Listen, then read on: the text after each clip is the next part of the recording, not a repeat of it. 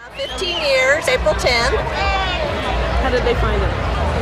I pretty much found it myself and then went to the doctor and did all the follow-up with the mammogram. I was only 33 at the time, so I didn't have a mammogram or anything like that, so that just started the whole process. I had chemotherapy, then a lumpectomy, then radiation, and I had 2 surgeries with the lumpectomy. First they took the tumor and then they did a lymph node extraction, so that was 2 separate surgeries, and I haven't required any other treatment since all that was finished in April of 1992.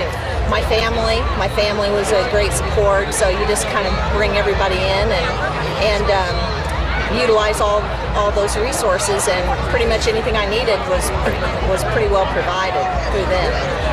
How does it make you feel to see all these people? I love it. I've been taking pictures, and it's nice. It makes you feel for the families that have lost loved ones, but it's nice to see them here and see them trying to support the cause and give people more longevity, even if you have the disease. You know, I have friends that are still in treatment years and years later, and they're still alive, and they've gotten to see, life's milestones, and they're still survivors. They're still here, even though they're still undergoing treatment. They're not really free of the cancer, but they're able to function, and I think they've made a lot of progress in that way.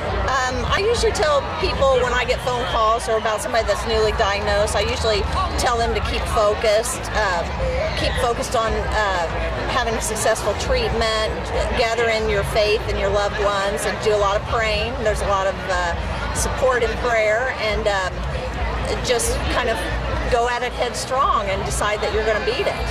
You just got to live each day like you're not going to have another, and that's, I think you learn a lot. I don't think I've ever met anybody with cancer that hasn't been able to say there's some positive to it. So everybody thinks that's really odd, but until you go through it, you don't really, it's hard to understand somebody saying that, but really I've known a lot of survivors in different forms of cancer, and I really can't think of anybody that hasn't had at least some type of positive experience through it. If it's getting closer in your faith, or with a family member that you've lost contact with, or a friend, or so there are some, it's not a death sentence, I guess I'll say that, by any means. What's your positive? What's my positive? What's yours?